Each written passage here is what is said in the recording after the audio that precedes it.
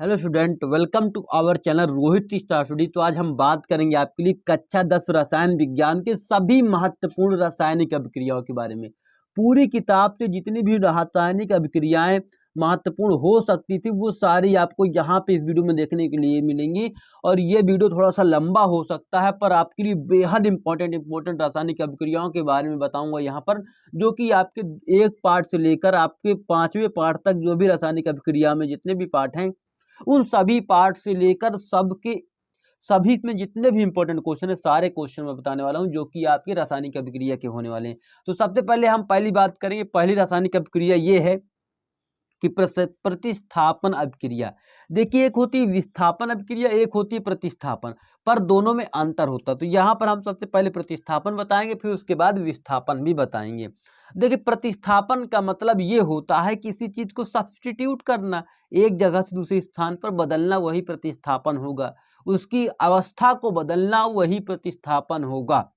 तो यहाँ पर आपकी जो इसकी परिभाषा दी गई है, जब किसी संतृप्त हाइड्रोकार्बन और असंतृप्त हाइड्रोकार्बन, केवल दो ही प्रकार के हाइड्रोकार्बन होते हैं, एक संतृप्त होता है, एक असंतृप्त होता है। संतृप्त में आपका कौन सा आता है? एल्केन आता है, आपको मालूम होना चाहिए। एल्केन का जो सामान्य सूत्र होता है ये भी मालूम, CN2N+2, ये आपका एल्केन का सामान्य सूत्र होता है। ये जानकारी होनी चाहिए थी, तो ये आपको एडिशनल जानकारी, ये भी आपके कभी कभी बहुविकल्पी में बनता है, तो इसके बारे में जानकारी रख लेना।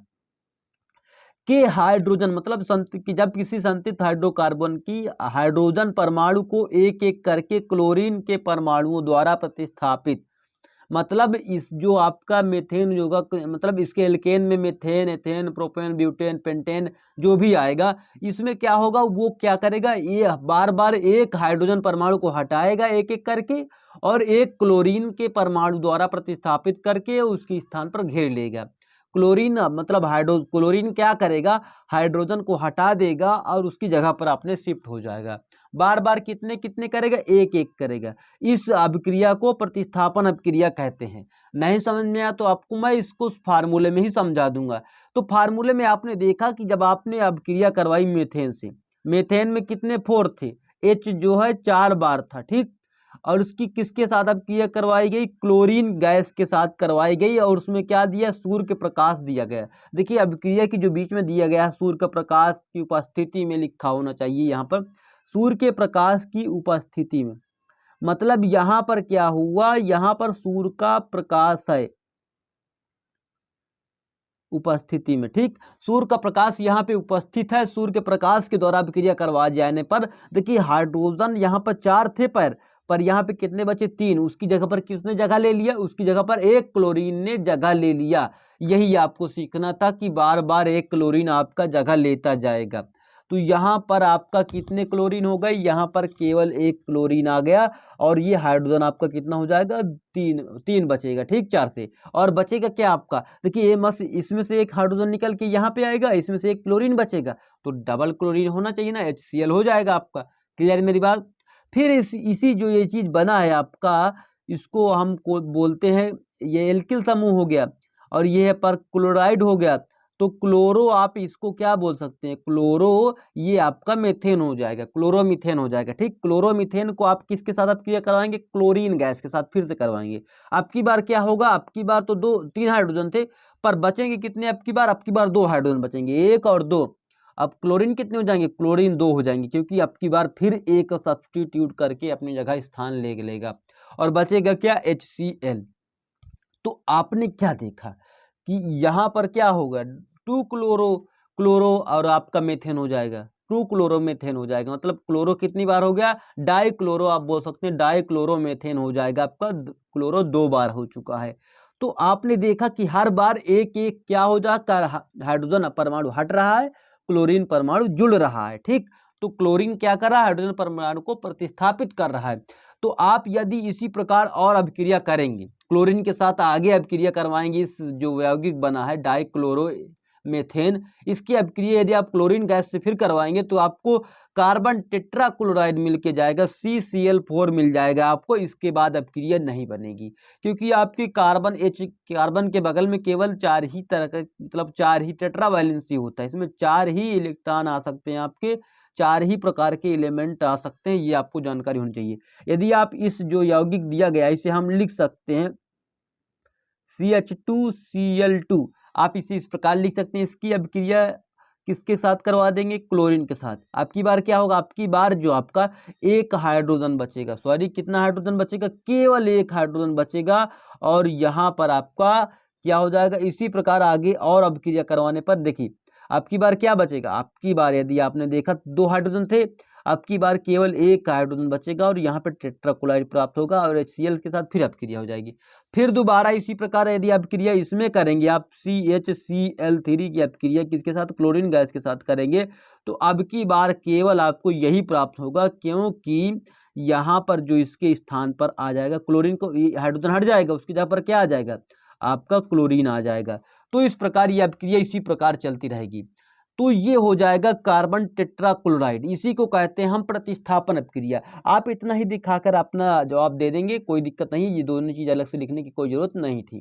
ठीक, इसको बोलते हैं कार्बन टेट्राक्लोराइड। ठीक, इसका दूसरा नाम क्या होता है, सामान्य नाम? ये आपको कमेंट बॉक्स में बताना है कि इसका सामान्य नाम क्या होता है कार्बन टेट्राक्लोराइड का। ठीक, प्रतिस्थापन अभिक्रिया के बारे में बात करेंगे। देखिए प्रतिस्थापन विस्थापन में केवल थोड़ा सा ही अंतर होता है कि इसमें क्या कर रहा था, इसमें ये इसको हटा दे रहा था, पर अब की बार क्या होगा? देखिए एक बॉयफ्रेंड है, मतलब अपनी वाली को छोड़कर क्या अपनी वाली को सीधे सीधे वो क्या कर रहा, बॉयफ्रेंड जो है उसकी शादी भी हो चुकी है उसकी गर्लफ्रेंड की, फिर भी उससे छुड़ाकर खुद ले रहा उसकी बीवी को। ठीक, और जबकि अब क्या होने वाला है? अब ये होगा कि दोनों आपस में क्या कर देंगे, बंटवारा करेंगे और लड़ाई कर डालेंगे।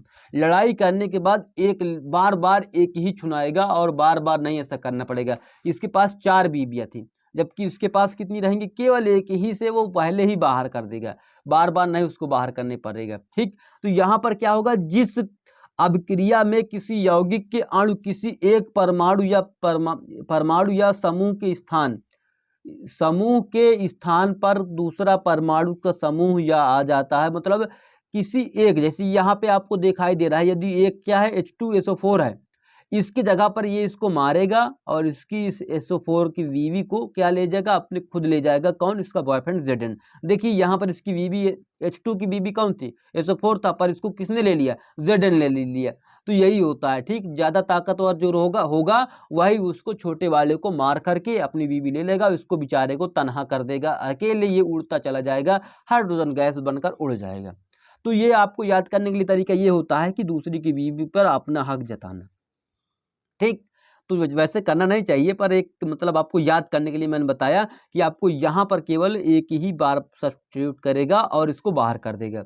आप इससे ढेरों एग्जाम्पल ले सकते हैं, चाहे जैसा भी एग्जाम्पल आपको लगे आप उसको जरूर कर सकते हैं, कोई बड़ी बात नहीं है, आप इसको आसानी से कर लेंगे।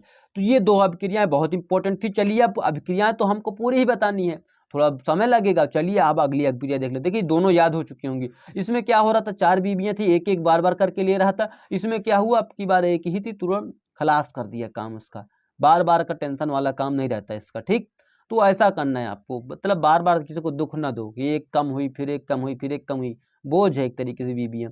तो चलिए अब देख लेते हैं क्वेश्चन नंबर 3 को। तो यहाँ पे मतलब शादी करने के बाद सबकी जिंदगी बदल जाती है। यहाँ पे स्टरीफिकेशन क्या है, स्टरीकरण अभिक्रिया क्या है, इस पर टिप्पणी लिखने के लिए बहुत आता है यार। मैं बता दूं आपको, यदि आप गिनने लगेंगे कितनी बार पूछा गया है, तो आप भूल जाएंगे संख्याएं। ठीक, और हर सेट में देखने को मिलेगा। स्टरीकरण में किसी एल्कोहल तथा किसी अम्ल की पारस्परिक अभिक्रिया करवाई जाती है, जिससे एस्टर और जल प्राप्त होता है। किसी अम्ल को ले लेंगे, जैसे एसिटिक अम्ल ले लिया आपने। एसिटिक अम्ल इसे क्यों कहेंगे, क्योंकि ये आपका उसमें आएगा मेथेनो, इसे आप एथेनोइक भी कह सकते हैं, और एसिटिक अम्ल क्योंकि ये कार्बोक्सिलिक समूह का है। ठीक, कार्बोक्सिल समूह का है। कार्बोक्सिल समूह में क्या होता है, उसमें COOH जुड़ता है। ठीक, डबल कार्बन, इसलिए इसे एथ कहेंगे, तो यहाँ पे हो जाएगा एथेनोइक एसिड, या आप इसे एसिटिक अम्ल भी कह सकते हैं, इसका जर्नल नाम होता है। ठीक, इसकी अभिक्रिया किससे करवाएंगे, किसी पारस्पर मतलब एल्कोहल के साथ करवाएंगे। एल्कोहल क्या होगा, OH जिसमें जुड़ा होगा वही एल्कोहल होगा, इसे एथेनॉल से करवा देंगे। ठीक, एसिटिक अम्ल एथेनॉल से अभिक्रिया करके क्या बनाएगा, आपको एस्टर प्राप्त होगा। यही तो अभिक्रिया है कि अब एल्कोहल और कार्बोक्सिलिक समूह का जो भी एक भी तत्व है वो आपस में अभिक्रिया करके क्या करेगा, आपस में अभिक्रिया करके एस्टर बनाएगा, जिसे आप कीटोन कहते हैं। ठीक, COO यही आपका होता है कीटोन। तो यहाँ पे ये एस्टर का फार्मूला हो जाएगा CH3COO C2H2। ठीक, ये आपका एस्टर हो जाएगा। इतना दूर तक आपको क्लियर हुआ। और जल भी बनता है आपका, केवल आपको ये याद होगा तो आप इसको परिभाषा लिख देंगे, क्योंकि वही तो लिखना है कि आपको यदि आप किसी एल्कोहल को और किसी अम्ल के साथ अपक्रिया करवा देंगे, अल्कोहल को अम्ल के साथ अपक्रिया करवाने पर एस्टर प्राप्त होगा और जल प्राप्त होगा। केवल फार्मूला याद होगा तो आप इसकी परिभाषा लिख देंगे। अब बात करेंगे उदासीनीकरण अपक्रिया के बारे में। उदासीनी अपक्रिया क्या है, उदासीनीकरण क्या है? उदासीनीकरण में जब अम्ल और क्षार की अपक्रिया करवाएंगे एक लवण प्राप्त होगा, प्लस में जल प्राप्त होगा, वही उदासीनीकरण होता है। ठीक, न्यूट्रलाइजेशन के कहते हैं इसको। ठीक, उदासीनीकरण अपक्रिया में कोई एसिड किसी क्षार से अपक्रिया करके लवण तथा जल बनाता है। ठीक, तो यहाँ पे देखिए, यहाँ पर आपका क्या है, इसे हम बोलेंगे एसिटिक अम्ल।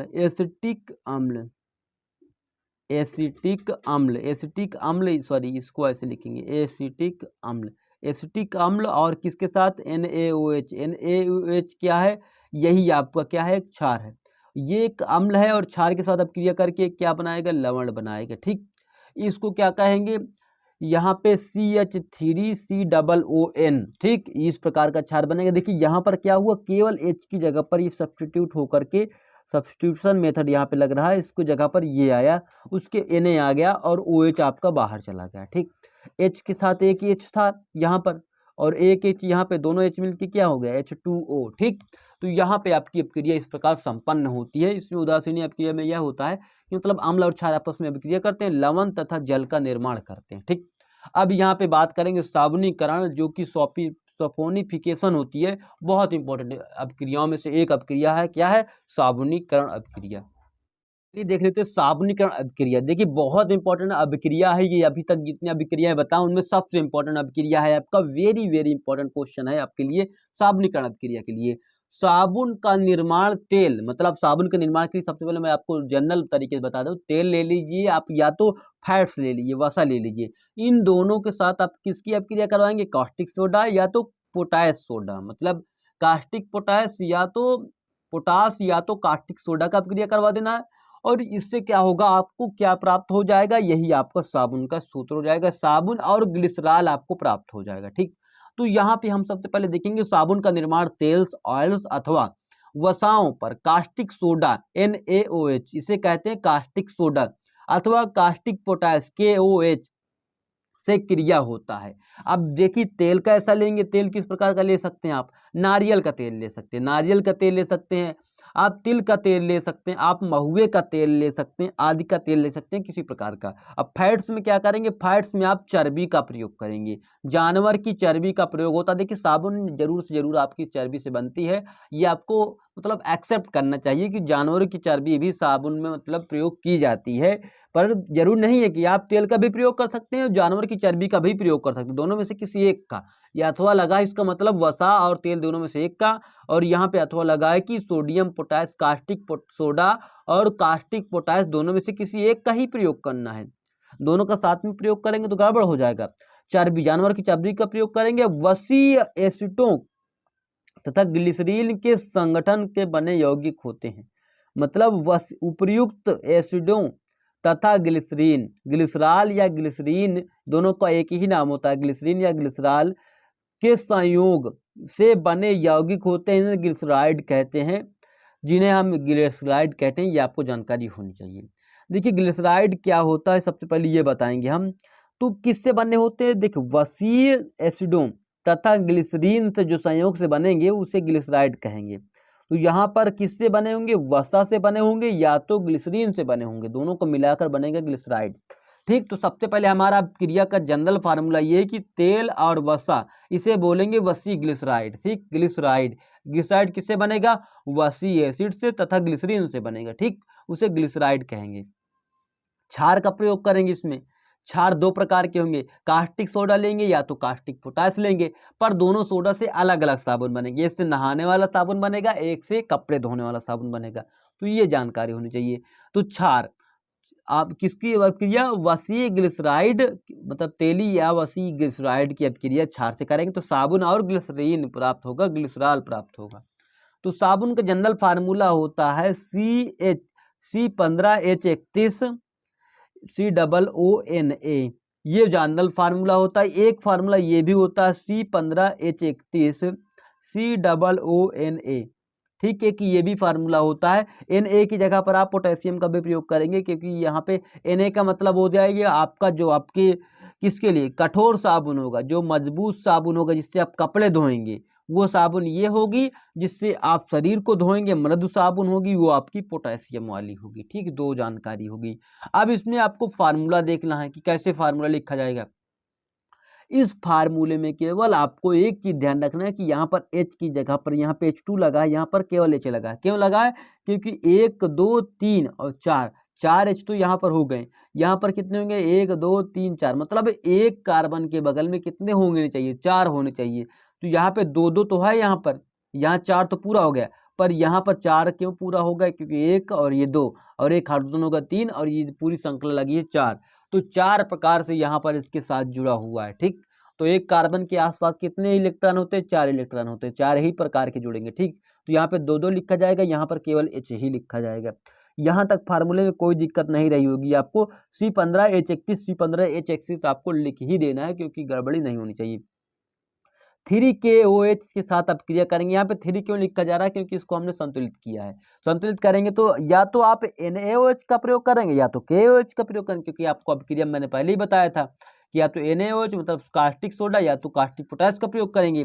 तो यहाँ पर हम दोनों का प्रयोग करके हमें क्या मिलेगा? एक बार ये वाली साबुन बोलेंगे जिसे सोडियम पामिटेट बोलते हैं। यदि आप यहाँ पे पोटेशियम बनाते हैं तो आपको पोटेशियम पामिटेट कहेंगे, जिसे हम साबुन कहेंगे। साबुन का आपको रासायनिक नाम भी याद कर लेना है कि उसे बोलते हैं सोडियम पामिटेट। किस साबुन को? कठोर साबुन को। यदि मृदु साबुन होगी तो यही आपको सोडियम की जगह पोटेशियम पामिटेट हो जाएगा। ठीक, यहाँ पर कोई दिक्कत नहीं होगी। अब आपको यहाँ पे ग्लिसरॉल बनाना है। ग्लिसरॉल कैसे बनेगा? सबसे पहले आपको यही CH2 और CH और CH2 रखेंगे और उसके बगल में केवल OH जोड़ देंगे। ये आपका एल्कोहल समूह होता है, उसको जोड़ेंगे, इससे बन जाएगा आपका क्या? ग्लिसरॉल। अब बात कर लेंगे दो प्रकार के जो साबुन बनते हैं उनके बारे में भी जानकारी देंगे। तो जैसे देखिए, सोडियम लवणों को कठोर साबुन कहते हैं। सोडियम लवणों को जो मतलब सोडियम के लवण से बनेगा उसे कठोर साबुन कहेंगे। जैसे C15H31 COONA, ये आपका बनेगा सोडियम से, तो इसे हम सॉफ्ट साबुन कहेंगे, जिसका हम प्रयोग किसमें करेंगे? बर्तन धुलने में, कोई मतलब कठोर काम करने लिए, जैसे कपड़े धुलने, बर्तन धुलने, मतलब कोई भी साफ सफाई काम में। जबकि पोटेशियम लवणों का जो साबुन बनेगा उसे मृदु साबुन कहेंगे, सॉफ्ट नर्म साबुन कहेंगे। उसमें क्या करेंगे? हम अपनी मुलायम त्वचा को धुलेंगे। C15H31 COOK, ठीक, पोटेशियम का प्रयोग करके जो बनेगा उसे में हम अपनी मुलायम त्वचा धुलेंगे। क्लियर मेरी बात?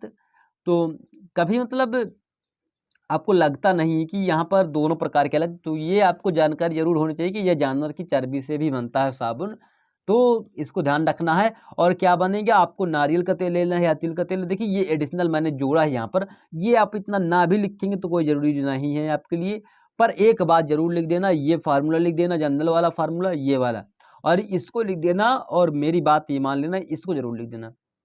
ये दो चीज आपके लिए क्या हो जाएगी? बेहद इंपॉर्टेंट हो जाएगी। क्यों इंपॉर्टेंट हो जाएगी? क्योंकि आपको एग्जामिनर जान जाएगा कि आप में ज्ञान है, या अपनी इस नंबर की यदि आपको 4 नंबर में आया तो आप डिजर्व करते हैं 4 मार्क्स लेने के लिए पूरा का पूरा। तो चलिए अब देख लेते हैं क्वेश्चन नंबर अगली रिएक्शन को। पाउडर का निर्माण विधि। बेकिंग पाउडर, जिसे आप बिरंजक चूर्ण भी कहते हैं, उसका निर्माण कैसे होता है, ये आपके लिए बहुत इंपॉर्टेंट रिएक्शन हो सकती है, क्योंकि ये रिएक्शन बार बार पूछी जाने वाली है। इसी प्रकार प्लास्टर ऑफ पेरिस होता है, बिरंजक चूर्ण होता है, ये सारी धावन सोडा होता है, ये सारे कुछ बहुत इंपॉर्टेंट होती हैं रिएक्शनें। तो यहाँ पर इसका रासायनिक सूत्र सबसे पहले नाम जानिए। सोडियम बाइकार्बोनेट कहते हैं इसको।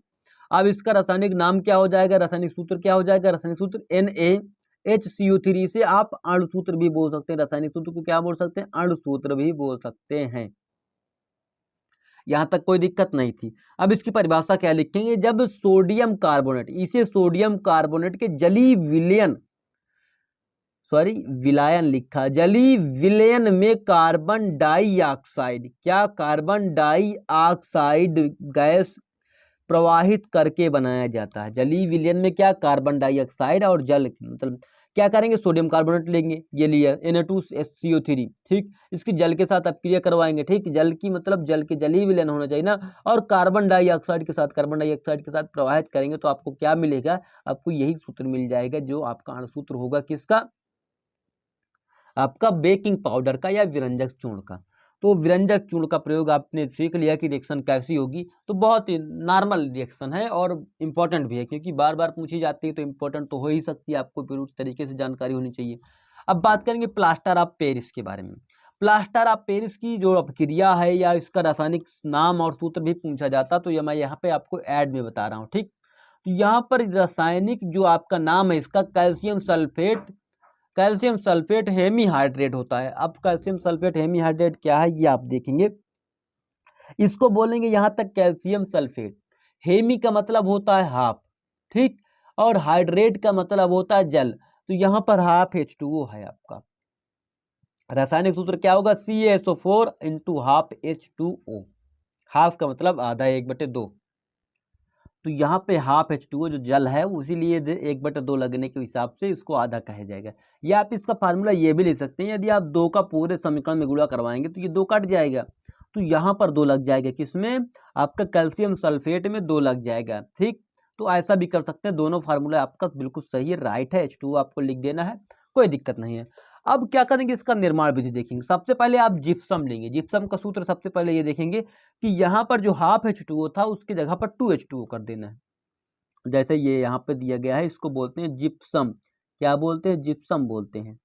तो यही जिप्सम की क्रिया जब करेंगे, इसको 120 डिग्री से 130 डिग्री तक गर्म करने पर पीओपी का निर्माण होता है। पीओपी का मतलब प्लास्टर ऑफ पेरिस, आप पीओपी जानते होंगे, जब आपकी घर में पुताई होती है तो यही पीओपी लगती है, ठीक। आपको प्लास्टर चढ़ता है तो भी यही प्लास्टर लगता है, ठीक।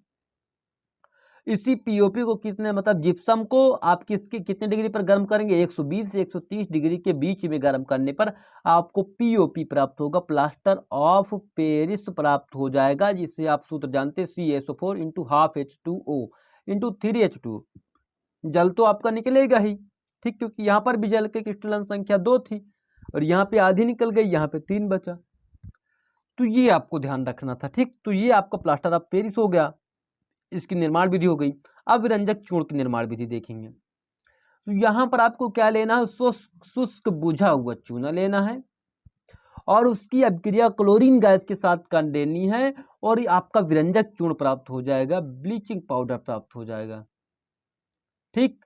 सॉरी, यहाँ पे बेकिंग पाउडर की जगह पर मैंने आपको विरंजक चूर्ण की जगह बेकिंग पाउडर बता रहा था, तो बेकिंग पाउडर नहीं होगा यहाँ पर, सॉरी, इसको मैं विरंजक चूर्ण बता रहा था, इसको ब्लीचिंग पाउडर बता रहा था, ब्लीचिंग पाउडर नहीं है, विरंजक चूर्ण आपका बेकिंग पाउडर, ब्लीचिंग पाउडर नहीं है, ठीक, इसको आप नहीं कहेंगे, जबकि ये खाने वाला सोडा होता है बेकिंग पाउडर, ठीक।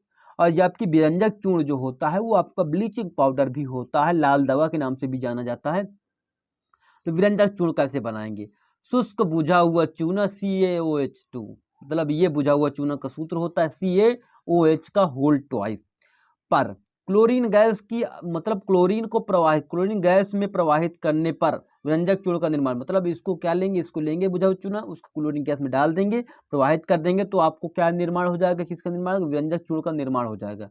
और ये अत्यधिक जटिल होता है, जटिल मतलब कठोर होता है, बहुत ज्यादा कठोर होता है विरंजक चूर्ण, ये आपको जानकारी रखनी होगी, ठीक। अब देखिए यहाँ पे हमें इस सूत्र को लिया हमने और इसकी सबकी किससे करवा दी, क्लोरीन के साथ करवा दी, तो ये क्या होगा, आपका जो बनेगा वो CaOCl2 बनेगा, इसको आप बोलेंगे, यही आपका क्या है, विरंजक चूर्ण हो, क्या है, विरंजक चूर्ण, यही है आपका सूत्र। विरंजक चूर्ण का सूत्र क्या है, CaOCl2, ठीक, यही विरंजक चूर्ण, और आपका जल प्राप्त हो जाएगा। यहाँ तक कोई दिक्कत नहीं रही होगी आपको। अब इसके बाद देखेंगे ऑक्सीकरण अपक्रिया क्या होती है, बेहद इंपॉर्टेंट है, 2020-22 में बहुत ज़्यादा इसका भौकाल रहा है, उससे पहले भी रहा है और आने वाले समय में भी इसका भौकाल रहेगा, क्योंकि इस पर टिप्पणी लिखने के लिए कहा जाता है। वह अभिक्रिया जिसमें पदार्थ से ऑक्सीजन का योग तथा हाइड्रोजन का ह्रास होता है, उससे इलेक्ट्रॉन मतलब या तो आप देखिए वो अपक्रिया जो जिसमें होगी, जिसमें आप क्या करेंगे, ऑक्सीजन जोड़ेंगे, क्योंकि ऑक्सीकरण है, ऑक्सीकरण अपक्रिया में ऑक्सीजन जुड़ेगी, हाइड्रोजन क्या हो जाएगा, हट जाएगा, ये ऑक्सीकरण अपक्रिया होती है। या पदार्थ में इलेक्ट्रॉन निकल जाएंगे, ऑक्सीजन का जोड़ना मतलब यही हो जाएगा कि इलेक्ट्रॉन क्या हो जाएंगे, निकल जाएंगे, रिलीज हो जाएंगे। दूसरी भाषा में आप ये भी लिख सकते हैं इलेक्ट्रॉन निकल जाएगा, या तो आप लिख देंगे कि इसका जो योग होता है मतलब इसमें ऑक्सीजन का योग हो जाएगा, हाइड्रोजन हट जाएगा, या आप कह सकते हैं इलेक्ट्रॉन निकल जाएंगे। तो यही आपकी क्या हो जाएगी, ऑक्सीकरण अपक्रिया हो जाएगी, इसी को कहते हैं ऑक्सीकरण अपक्रिया, यही कहलाती है। ठीक, अब इसका फार्मूला देख लीजिए, आप यहाँ पे देखेंगे Cu2Cu के साथ किसकी, ऑक्सीजन गैस की साथ अपक्रिया करवा दी गई। अपक्रिया करवाने के बाद आपको कॉपर ऑक्साइड मिला, क्या मिला, कॉपर ऑक्साइड मिला।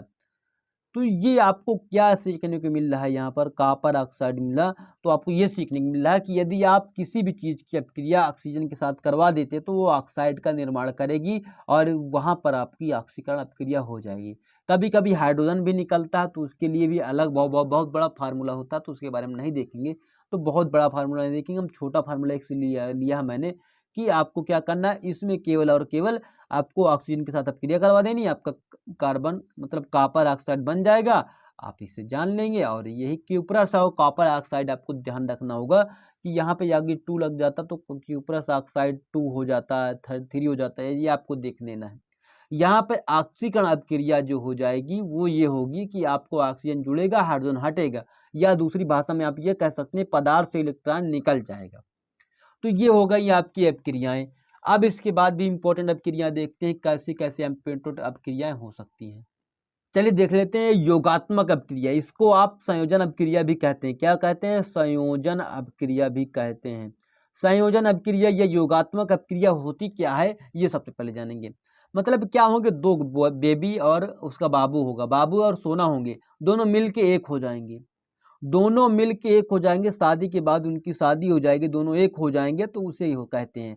कभी कभी 3 बाबू सोना भी एक हो जाते हैं, ये ध्यान रखना कि एक बीच में दूसरा आ जाता है तो बाबू सोना तीनों मिलकर एक हो जाएंगे। तो यहाँ पे क्या कह रहा हूँ, वह रासायनिक अपक्रियाएं जिसमें 2 या 2 से अधिक तत्व, 1 या 2 उससे अधिक भी हो सकते हैं, 3 बाबू, 4 बाबू, 5 बाबू सब मिलकर क्या हो जाएंगे, एक सोना के साथ अपक्रिया करेंगे और एक नए सोना मतलब बाबू सोना वाली बात बता रहा हूँ, यहाँ पे गोल्ड वाली बात नहीं कर रहा हूँ मैं, तत्व मिलकर एकल उत्पाद करेंगे, एकल उत्पाद का निर्माण करेंगे, केवल एक ही उत्पाद निर्माण होगा, केवल एक चीज बनेगी, मतलब मिलेंगे चाहे जितने बाबू, बनेगा केवल एक ही सोना के साथ। ठीक, बाबू बहुत से होंगे, सोना एक ही निकलेगा, तो ये हो जाएगा उत्पाद, और ये हो जाएंगे आपके अभिकारक बोलते हैं, या आप इसे बोल सकते हैं तत्व, अभिकारक बोल सकते हैं या तो तत्व, ये दोनों आपस में बहुत सारे मिल करके केवल एक ही उत्पाद का निर्माण करेंगे, तो यहाँ पे हो जाएगी योगात्मक अपक्रिया। अब बात कर लेंगे बहुत इंपॉर्टेंट रिएक्शन जिसको हम बोलते हैं भर्जन या निस्तापन में अंतर। तो हम भर्जन अपक्रिया के बारे में बात करेंगे सबसे पहले कि निस्तापन अपक्रिया क्या है, सबसे पहले बात करेंगे निस्तापन के बारे में। तो वायु की उपस्थिति में सांद्रित अयस्क को, वायु के अनुपस्थिति में मतलब वायु नहीं होनी चाहिए वहां पर,